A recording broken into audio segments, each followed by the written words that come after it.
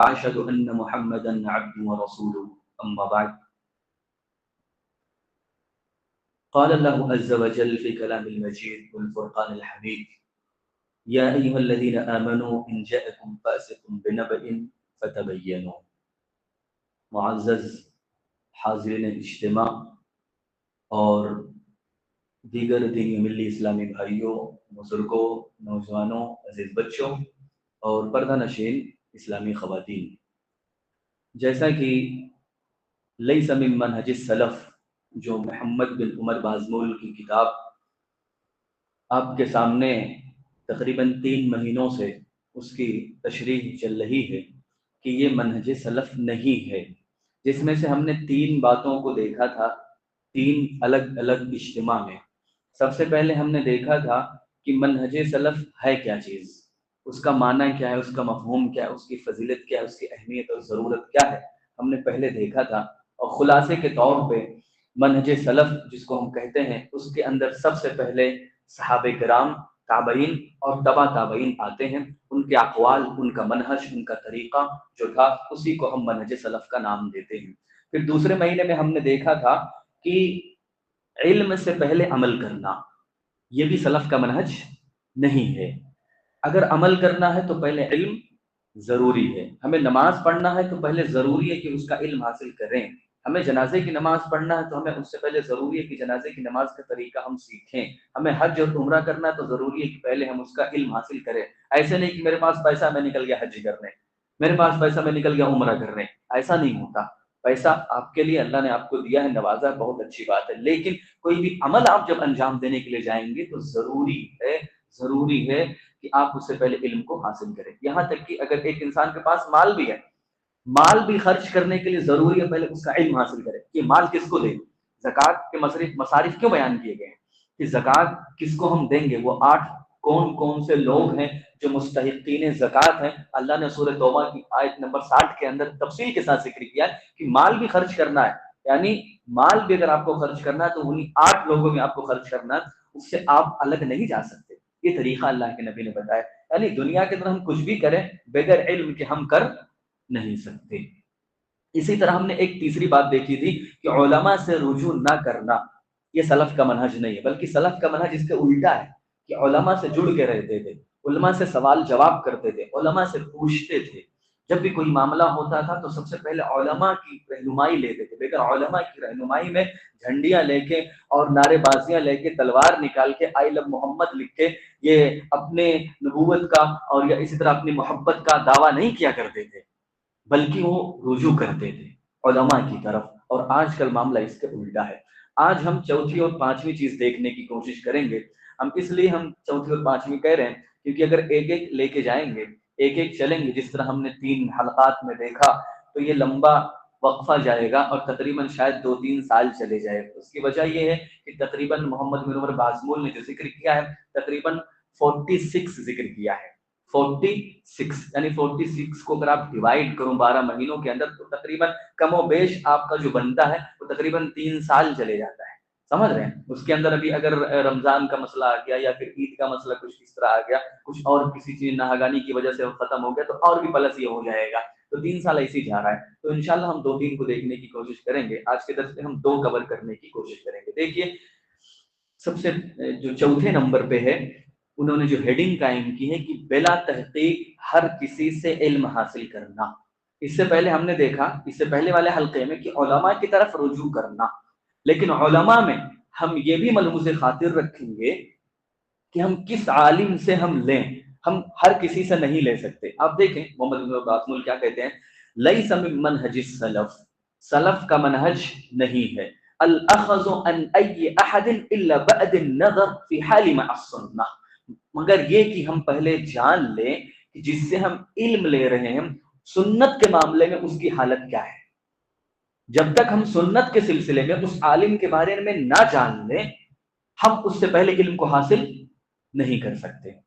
اچھا، کسی عالم کے بارے میں وہ سنت کے سلسلے میں کیسا ہے جانیں گے کیسے؟ یہ بھی ایک بڑا مسئلہ ہے کہ جانیں گے کیسے۔ یوٹیوب پہ تو آج کل بہت ساری شخصیات موجود ہیں جنہوں نے اپنے آپ کو کہنا شروع کر دیا کہ ہم عالم ہیں، ہم بہت جانکار ہیں، ہمیں بولنا آتا ہے، ہم تو فلاں ہیں، ہم فلاں ہیں، ہم نام نہیں لیں گے کسی کا، لیکن ایک شخصیت کا نام لیں گے ابھی بعد میں، کیونکہ اس پہ تمام علماء کا اجماع بھی ہے آج کے دور کے، اور باقاعدہ اس کو جیل میں بھی ڈالا جا چکا ہے، جو پاکستان کا ہے، بعد میں بات آئے گی۔ تو بات یہ چل رہی تھی کہ ہم پتہ کیسے کریں گے کہ کون سا عالم سنت کا حامل ہے کہ نہیں ہے۔ اس کے دو طریقے ہو سکتے ہیں۔ ایک طریقہ تو یہ جو پہلے رائج تھا، اور آج بھی کہیں نہ کہیں اس کی شک ہے۔ پہلے کیا رائج تھا کہ پہلے لوگ شہادہ دیتے تھے، کسی کے بارے میں گواہی دیتے تھے، کہ پہلے لوگ جاتے تھے علم کو حاصل کرتے تھے، تو آج کی طرح مدرسہ نہیں ہوتا تھا۔ مدرسہ کیا ہوتا تھا؟ کوئی عالم ہے، اس کے پاس لگ گئے سیکھنے کے لیے، وہی ان کا مدرسہ ہوتا تھا، انہی کے پاس سے جڑے رہتے تھے، انہی سے علم کو حاصل کرتے تھے، علم کو حاصل کر لیتے تھے، تو اس کے بعد وہ عالم جو بڑا ہوتا تھا، جس سے لوگ علم حاصل کرتے تھے، وہ اس دوسرے شخص کے بارے میں جو ان کا اسٹوڈنٹ ہوتا، اس کو شہادہ دیتا کہ اب تم لوگوں کو علم دے سکتے ہو، تو وہ شہادہ مل جاتا، جس کو ہم آج کے دور میں انگلش میں سرٹیفکیٹ کہتے ہیں۔ آج بھی ہم دیکھیں، ہم لوگ کو جو ہم لوگ پڑھے لکھے ہیں، تو ان میں جو شہادہ دیا جاتا ہے، ہم کہتے ہیں شہادت العالمیہ، شہادت الفضیلہ، جس کو ہم کہتے ہیں انگلش زبان میں کہ certificate of Alam, certificate of فضیلت، یعنی فضیلت کی سرٹیفکیٹ، فضیلت کا شہادہ۔ تو آج بھی دیا جاتا ہے۔ وہ شک پہلے یہ تھا مدرسہ نہیں ہوتا تھا، آج مدرسہ ہے، مدرسے کی ایک کیمپس ہوتا ہے، اس کے اندر لوگ پڑھتے ہیں، سالوں سال تک جو کورس ہوتا ہے، 6 سال 8 سال 10 سال جو بھی کورس ہوتا ہے، کورس ہونے کے بعد وہ جو وہاں کی کمیٹی ہوتی ہے وہ شہادہ دیتی ہے کہ یہ بندہ لائق ہے، اب یہ لوگوں کے درمیان پاس ہو کے جا رہا ہے، اب لوگوں کو علم دے سکتا ہے، شہادہ دیتی ہے۔ شہادہ کا مطلب یہ ہوتا ہے سرٹیفکیٹ دیتی ہے۔ تو پہلے بھی شہادہ دیا جاتا تھا، تو آج بھی ضروری ہے کہ کوئی عالم اگر ہے تو اس کے بارے میں شہادہ ہو۔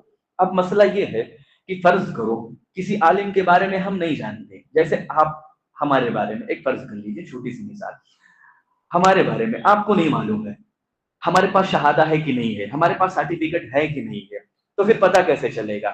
یا تو بھائی ہم اس سے پوچھ لیں، اگر آپ کی طاقت ہوگی تو آپ پوچھ لیں کہ مولانا صاحب آپ نے کس مدرسے سے پڑھا ہے، ذرا بتائیے، تاکہ منہج کا پتہ چلے، اس کو پتہ چلے کہ علم کہاں سے اس نے حاصل کیا۔ ایسا تو نہیں کہ بس ایسے ہی چھوپ رہا ہے، ایسے ہی بتا رہا ہے کہ میں فلاں جگہ سے علم حاصل کیا، پتہ ہو جائے۔ اچھا جب پتہ ہو جائے تو مولانا تھوڑا سا سرٹیفکیٹ دکھا دیجیے، تاکہ پتہ چل جائے ہم جس سے علم لے رہے ہیں ضروری ہے کہ اس کے بارے میں جان لیں۔ اچھا اگر یہ نہ پتہ چل سکے، ہم نہیں مان سکے کہ آج کل یوٹیوب ہے، یوٹیوب پہ چل رہا ہے، بڑی بڑی لچھیدار تقریریں بھی ہو رہی ہیں، داڑیاں بھی ہیں، جبہ قبہ بھی ہے، تو ان سے کیسے ہم بولیں گے کہ فلاں آپ شہادہ دکھائیے، آپ سرٹیفکیٹ دکھائیے، بول نہیں سکتے نا۔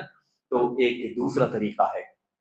دوسرا طریقہ کیا ہے کہ آج کے دور میں جو بڑے علماء کرام ہیں، وہ کسی کے بارے میں بتائیں کہ وہ بندہ کیسا ہے، آپ پوچھ لیں، جو عالم ہیں، جو سنت کے حاملین ہیں، آپ ان سے پتہ کر لیں کہ فلاں کی تقریر میں سنتا ہوں، فلاں صاحب یوٹیوب پہ بیان دیتے ہیں، قرآن کی تفسیر کرتے ہیں، حدیث کی تفسیر کرتے ہیں، ہمیں بڑا اچھا لگتا ہے، وہ جب بیان دیتے ہیں تو ہمیں رونا آتا ہے۔ اچھی بات، قرآن حدیث سن کے آپ کو رونا آ رہا ہے، بہت اچھی بات ہے، لیکن پہلے پتہ کر لیں کہ آپ رو جس بات پہ رہے ہیں، جس بات پہ آپ رو رہے ہیں، وہ آخر حقیقی معنوں میں صحیح بات پہ رو رہے ہیں کہ نہیں رو رہے ہیں۔ ایسا پتہ چلے کہ آپ غلط حدیث پہ رو رہے ہیں، غلط بات پہ آپ رو رہے ہیں، اور پتہ چل رہا ہے کہ غلط ٹریک پہ آپ کو لے کے جا رہا ہے، اور ایک وقت آتا ہے کہ آپ گمراہی کے راستے پر کھڑے ہو جاتے ہیں۔ تو آپ علماء سے پتہ کر لیں کہ میں فلاں کی تقریر سنتا ہوں، وہ بندہ کیسا ہے، وہ بندہ کیسا۔ تو فلاں عالم اگر کسی کے بارے میں بتا دے کہ ہاں اس کی تم سن سکتے ہو، تو آپ سنو، ورنہ رک جاؤ۔ صرف اس لیے کہ اچھا بتا رہا ہے، صرف اس لیے کہ قرآن کی بات ہے، صرف اس لیے کہ حدیث کی بات ہے، محض اس بنیاد پر ہم اس کی تقریر کو سن نہیں سکتے۔ محمد بن عمر بازمول وہی کہہ رہے ہیں کہ لیس من منہج السلف، یہ سلف کا منہج نہیں ہے، الاخذ من ای احد، کہ کسی سے بھی ہم علم کو حاصل کرنا شروع کر دیں، کہ اچھی بات بولنا بس لینا شروع کر دیں، الا بعد النظر فی حال مع السنہ، سنت کے سلسلے میں اس کے تعلق سے جب تک پتہ نہ چل جائے۔ تو میں نے بتا دیا کہ پتہ کیسے کرنا ہے، یا تو اس کے پاس سرٹیفکیٹ ہو، کسی بھی ذریعے سے آپ کو پتہ چل جائے، یا تو کوئی دوسرا عالم اس کے بارے میں بتائے کہ ہاں تم اس سے علم لے سکتے ہو، تبھی جا کے آپ اس سے علم حاصل کر سکتے ہیں، اس سے پہلے آپ علم کو حاصل نہیں کر سکتے۔ اس تعلق سے امام ابن سیرین کا قول، امام ابن سیرین وہی شخصیت ہے جو 33 میں جن کی پیدائش ہوئی اور وفات ان کی 110 ہجری میں ہوئی، جنہوں نے صحابہ کرام کا دور پایا ہے، جنہوں نے صحابہ کرام کا دور دیکھا ہے، یعنی بالکل قریب سے دیکھا، کیونکہ آخری صحابی کی جو وفات ہوتی ہے 110 ہجری میں، ان کی وفات ہوتی ہے 110 ہجری میں۔ آپ سوچو پورا وقفہ انہوں نے پا لیا ہے، جو ان کا وقفہ بنتا ہے 60 سے 70 سال تک یا اس سے بھی مزید 5 سال، تو یہ 70-75 سال کا وقفہ پورا انہوں نے صحابہ کرام کا دور پایا ہے۔ ابن سیرین وہ کیا کہتے ہیں؟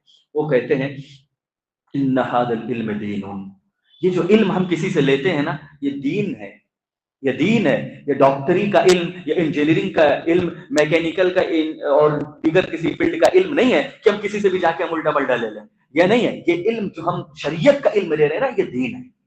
اور دین کا ساز کون ہے؟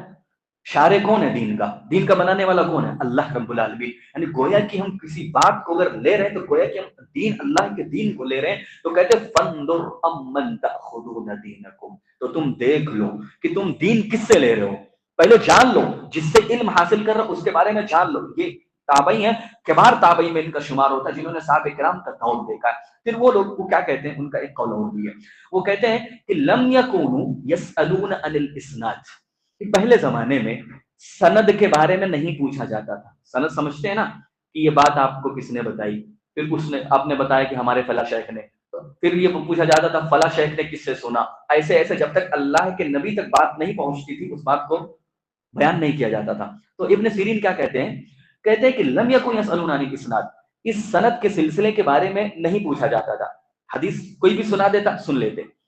وہ اپنے دور کی بات کہہ رہے ہیں، صحابہ کی دور میں، کہتے ہیں فلما وقعت الفتنہ، جب فتنہ آ گیا، جب فتنہ داخل ہو گیا، اور فتنہ سب کو معلوم ہے سن 35 ہجری کے اندر جب بنائے جاتے ہیں خلیفہ علی رضی اللہ تعالی عنہ کو، جب بنایا گیا اور عثمان غنی کا آخری دور جب شروع ہوا تو اس دور میں فتنہ عروج پہ تھا۔ عبداللہ ابن سبا جس نے اسلام کا لبادہ اوڑھا، جس نے اپنے آپ کو مسلمان کہا لیکن تھا عیسائی، تھا عیسائی اور یہودی، اس کی نسل سے آئی ہوئی شخصیت، وہ شخصیت اتنی بڑی شخصیت بن گئی کہ آج بھی اس کے ماننے والے دنیا کے اندر موجود ہیں، جو ہم کہیں نہ کہیں روافظ اور شیعہ کے نام سے جانتے ہیں۔ اسلام کا لبادہ اوڑھا، اس نے اپنے آپ کو مسلمان بتایا، اور ایسی جگہ پہ گیا جہاں پہ لوگ بیچارے مسلمان تو تھے لیکن صحیح معنوں میں اسلام سے واقف نہیں تھے، تو وہاں پہ داخل ہونے کے بعد اس نے کیا کیا کہ لوگوں کے درمیان اسلام کے خلاف شکوک و شبہات ڈالنے لگا۔ یہی سی بات ہے، جس کو علم نہیں ہے آپ اس سے سوال کریں گے کئی چیزوں کے بارے میں، وہ پھنس جائے گا۔ تو وہ ایسے لوگوں کے پاس گیا جو نئے نئے اسلام لائے تھے، اس کے پاس گیا اور بتایا، اور اپنا ایک گروہ قائم کر لیا، اور اس طرح لوگوں کے درمیان فتنہ ڈالنا شروع کر دیا۔ کہتا فلما وقعت الفتنہ، جب فتنہ واقع ہو گیا، جب فتنہ آ گیا، پتہ نہیں چلتا تھا بھائی وہ بھی حدیث بیان کر رہا، وہ بھی حدیث بیان کر رہا، اللہ کے نبی نے بیان بھی کیا کہ نہیں کیا، جب ملاوٹ شروع ہو گئی تو کہتے ہیں قالو، لوگوں نے کہنا شروع کیا سمو لنا رجالکم، تم اپنے رجال کو بتاؤ، تم اپنے رجال کو بتاؤ۔ مطلب کیا ہے کہ یعنی یہ حدیث، یہ بات جو آپ بیان کر رہے ہو، آپ نے کس سے سنا، آپ پہلے اس کا نام بتاؤ تاکہ معلوم ہو جائے، کیونکہ تابعی ہیں اور صحابہ ہیں، صحابی اگر کوئی بیان کر دے تو وہ تو صحابی کو تم ادول، صحابی جھوٹ نہیں بولیں گے، لیکن اگر کوئی تابعی بیان کرتا ہے تو اس سے پوچھا جاتا کہ آخر آپ جو یہ بات بیان کس صحابی سے آپ نے سنا، سمجھ رہے ہیں؟ تو کہتے ہیں قالوا سموا لنا رجالکم، کہا جاتا تھا کہ ہمیں رجال بتاؤ، فینظر الی اہل السنہ، تو دیکھا جاتا تھا کہ جس نے بتایا ہے وہ اہل سنت میں سے ہے کہ نہیں ہے، یعنی دیکھا جاتا تھا کہ یہ کس کے ساتھ بیٹھتا ہے، یہ کس کے ساتھ اٹھتا ہے، یہ کس کے ساتھ مجالست اختیار کرتا ہے، کس سے دین کا علم لیتا ہے۔ کہتے ہیں فیؤخذ حدیثهم، اگر دیکھا جاتا کہ اہل سنت میں سے ہے، یعنی قرآن و حدیث کو ماننے والا ہے، صحابہ کرام سے حدیثوں کو لینے والا ہے، تو فیؤخذ حدیثهم، ان کی حدیث کو لے لیا جاتا۔ وینظر الی اہل البدع، اور اہل بدعت کو دیکھا جاتا، تو پتہ چلتا کہ اہل بدعت میں سے، اہل بدعت کا بانی کون؟ عبداللہ ابن سبا، جب دیکھتے کہ اس کے حواریوں مواریوں میں سے کسی نے بات کہی ہے تو کہتے ہیں فلا یؤخذ حدیثهم، اس کی حدیث کو نہیں لیا جاتا تھا۔ یہ کون کہہ رہے ہیں؟ ابن سیرین کہہ رہے ہیں۔ یہ بات کہاں پہ منقول ہے؟ یہ بات مسلم شریف کا مقدمہ، مسلم شریف کا جو شروعات میں جو لکھا ہوا ہے اس کے اندر یہ باتیں موجود ہے، یعنی اتھینٹک باتیں یہ ہیں جو ابن سیرین سے منقول ہے کہ اس دور میں بھی، جبکہ اللہ کے نبی کا دور بالکل قریب تھا، 33، آپ سوچیں 33 میں یہ پیدا ہو رہے ہیں، اللہ کے نبی کی جو وفات ہو رہی ہے، وفات کا وہی 11 ہجری میں، یعنی تقریباً 20 سال بعد، اللہ کے نبی کے 20 سال بعد یہ پیدا ہوئے، کم و بیش۔ تو آپ سوچو اتنے وقت قریب تھا، اس کے باوجود بھی کہتے تھے کہ اہل بدعت کو ہم دیکھتے تھے تو ہم اس سے علم کو حاصل نہیں کرتے تھے۔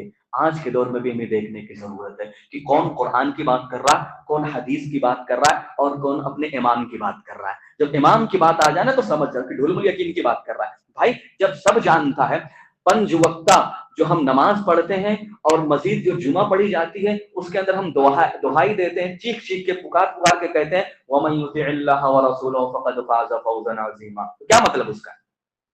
جو اللہ اس کے رسول کی اطاعت کرے گا وہی بڑی کامیابی حاصل کرے گا۔ بڑی کامیابی کیا ہے؟ جنت، یعنی جنت کب ملے گی؟ اطیعوا اللہ واطیعوا الرسول، جو اللہ اس کے رسول کی اطاعت کرے گا اس کو جنت ملے گی۔ تو پھر امام کہاں سے آ گئے؟ یہ حنفی، یہ شافعی، یہ بریلوی، یہ حنبلی، یہ نہ جانے نقش بندی، شہر وردی اور نہ جانے کیا، کہاں سے آ گیا بھائی صاحب؟ بننا ہے تو واقعی اللہ اس کے رسول کو ماننے والا بنو، اللہ اس کے رسول کے طریقے پر چلنے والا بنو، اسی میں ہماری بھلائی ہے۔ اور یہ میں نہیں کرا، یہ اللہ کا فرمان کرا، وَمَن يُطِعِ اللَّهَ وَرَسُولَهُ فَقَدْ فَازَ فَوْزًا عَظِيمًا۔ کامیابی چاہتے ہو، جنت چاہتے ہو، اللہ کی اور رسول کی اطاعت کرو۔ یہ ممبر و محراب، یہ مسجد حاضہ الحمدللہ اسی مقصد سے قائم کی گئی ہے، اور یہی وجہ ہے کہ اس کے اندر صرف اور صرف قرآن، سنت اور منہج سلف کے تعلق سے جو بات ہے، قرآن و حدیث کو ہم کیسے سمجھیں اور قرآن و سنت کا پیغام پہنچانے کے لوگوں کے لیے الحمدللہ اس کا قیام عمل میں آیا ہے۔ تو بات یہ چل رہی تھی کہ ہم جس سے علم لیں اس کے بارے میں پہلے جان لیں کہ آخر یہ بندہ ہے کیسا۔ اس کے تعلق سے آپ دیکھیے اللہ نے بھی کہا ہے، اللہ نے بھی کہا ہے، ابھی ہم نے دیکھا ایک تابعی کا قول، اللہ نے بھی یہی کہا۔ اللہ نے کیا فرمایا؟ یا الذین آمنوا، اے ایمان والوں، خصوصاً ایمان والوں کو خطاب ہے۔ اور الحمدللہ یہاں پہ جتنے بھی لوگ سن رہے ہیں، میری آواز جہاں تک پہنچ رہی ہے، چاہے ہماری مائیں اور بہنیں ہیں، چاہے ہمارے جو بھی سامعین ہیں جو ہمارے سامنے موجود ہیں، الحمدللہ سب ایمان والے ہیں الحمدللہ۔ اور انسان کو ڈگمگانا بھی نہیں چاہیے، شک بھی نہیں ہونا چاہیے اپنے ایمان میں، اس کو مضبوط ہونا چاہیے کہ اللہ نے ہمیں اس کا علم دیا ہے، اللہ نے ہمیں ایک مسلمان پر اس پر فخر ہونا چاہیے، اللہ کا شکر ادا کرنے کی ضرورت ہے، اور اس میں ڈھکانے اور چھپانے کی ضرورت نہیں ہے کہ نعوذ باللہ ہم کو یہاں ہے تو ہم ڈر کے رہیں، ڈرنے کی کوئی ضرورت نہیں صاحب۔ یہ اللہ نے ہم کو اشرف المخلوقات بنایا ہے، اور اشرف المخلوقات میں بھی شرف سب سے بخشا ہے کہ ہم الحمدللہ اللہ اس کے رسول کو ماننے والے ہیں، سچے محبت کرنے والے اللہ اس کے رسول سے۔ تو یہ اللہ نے خطاب کیا ایمان والوں سے، یعنی براہ راست ہم اور آپ سے خطاب ہے۔ کیا خطاب ہے؟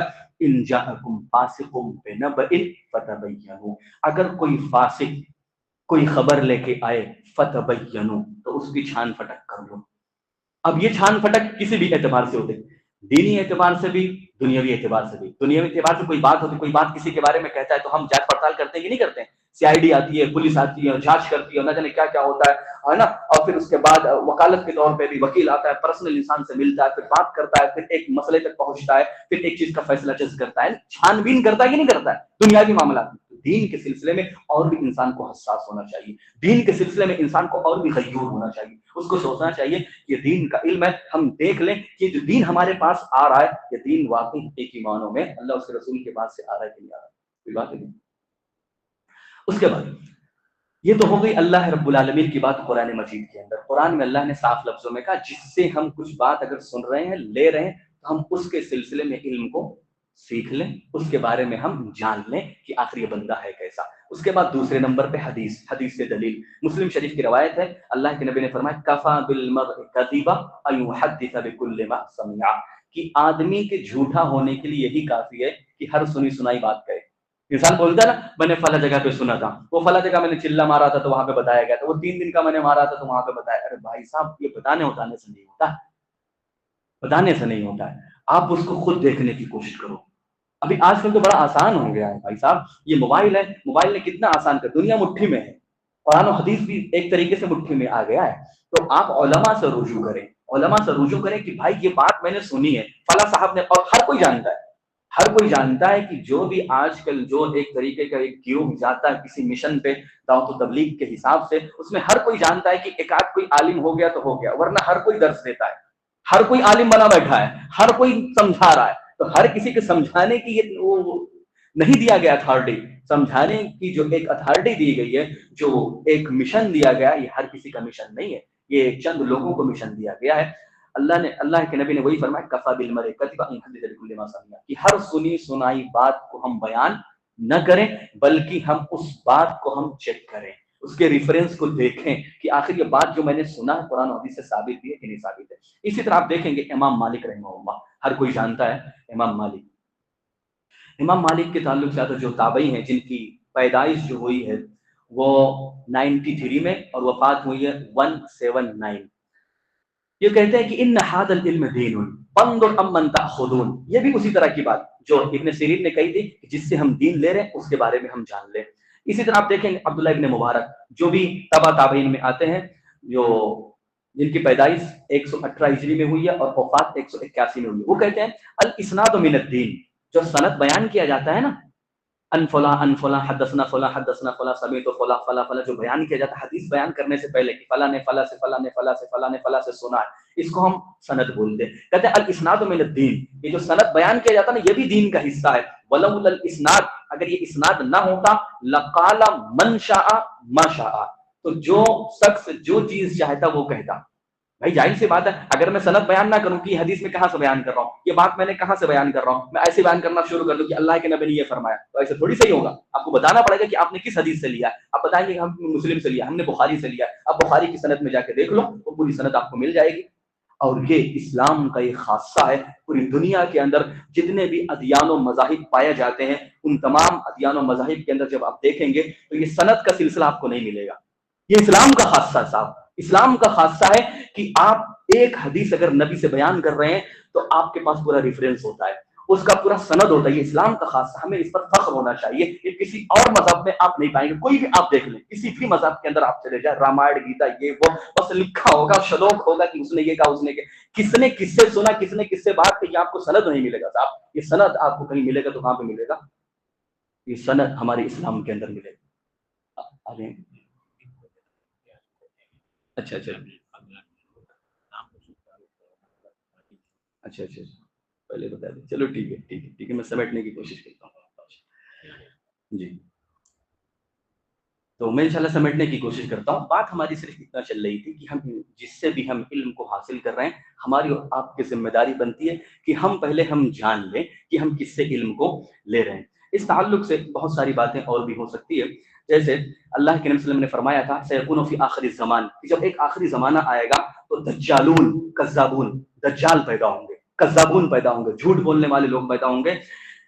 یأتونکم من الاحادیث، وہ ایسی حدیثوں کو لے کے آئیں گے، بما لم تسمعوا، جن کو تم لوگوں نے کبھی سنا نہیں ہوگا، انتم ولا آباؤکم، نہ تم نے سنا ہوگا نہ تمہارے باپ دادا نے سنا ہوگا، فإیاکم وإیاہم، اللہ کے نبی نے فرمایا تم ان سے بچ کے رہنا۔ آپ دیکھیں گے بہت سارے ایسے لوگ، میں نے کہا تھا نا شروع میں کہ ایک شخصیت کا نام ضرور بتاؤں گا میں، جس کا نام ہے انجینئر محمد علی مرزا۔ اس سے بچنے کی ضرورت ہے، جتنے بھی لوگ ہیں جان لیں یہ نیم رافضی ہے، اور ابھی تو کھلا ہوا رافضی ہے یہ، اور باقاعدہ اس کو گرفتار بھی کیا جا چکا ہے، جیل میں بھی جا چکا ہے، اور ابھی محکمہ شریعہ کے اندر اس کا فیصلہ بھی ملتوی کر دیا گیا ہے۔ تو بہرحال بات یہ چل رہی تھی کہ بہت سارے ایسے لوگ آئیں گے جو آپ کو بتائیں گے کہ یہ حدیث کوئی نہیں بتاتا ہے۔ بہت سارے عالم جو ہوتے ہیں بہت ساری باتوں کو نہیں بتاتے، کیونکہ عوام تک وہ باتیں آتی ہیں تو عوام متنفر ہوتا ہے اسلام سے۔ جیسے یہ بندہ بار بار آپ کو بولتا ہے، آپ دیکھیں گے اس کی ویڈیو تو کہے گا یہ حدیث علماء نے چھپا کے رکھی ہوئی ہے، یہ کسی عالم نے نہیں بتائی۔ انسان سوچتا ہے ارے ہاں دیکھتے کیا بات ہے، عالم نے کیا چھپا کے رکھی ہوئی ہے۔ یہ بات کون سی کرے گا؟ صحابہ کرام کی مشاجرات کی، صحابہ کرام کے آپسی اختلافات کی۔ ٹھیک ہے، ان میں آپسی اختلافات ہوئے، آپ بتاؤ گے کون صحیح تھا، کون حق پہ تھا، کون کیسا تھا، آپ بتاؤ گے؟ کیا ضرورت ہے اس میں جان کے؟ اگر ہم پتہ چل جائے کہ علی کی گروہ حق پر تھے، معاویہ کی گروہ حق پر نہیں تھی، اما عائشہ کی گروہ حق پر تھی، علی کی گروہ حق پر نہیں تھی، تو ہمیں کیا ایمان میں تازگی پیدا ہو جائے گی صاحب؟ شریعت تو کہتی ہے کہ سب سے محبت کرو، سب سے محبت کرنا ایمان کا حصہ ہے۔ اور سب سے آخری بات جو اس میں یاد کرنے کی ضرورت ہے صحابہ کرام کے تعلق سے، کہ اللہ نے قرآن میں فرمایا کلًا وعد اللہ الحسنى، اللہ نے فرمایا صحابہ کرام کے تعلق سے کہ ہم نے سب کے لیے اور سب کے ساتھ ہم نے جنت کا وعدہ کیا ہے۔ بس جنت کی گارنٹی اللہ لے رہا ہے، تو پھر جہنمی کیوں بنا رہے ہو؟ نعوذ باللہ، اسی بدترین اس کی حرکت ہے۔ باقاعدہ بولتا ہے کہ صحابہ کرام کے اندر منافق تھے۔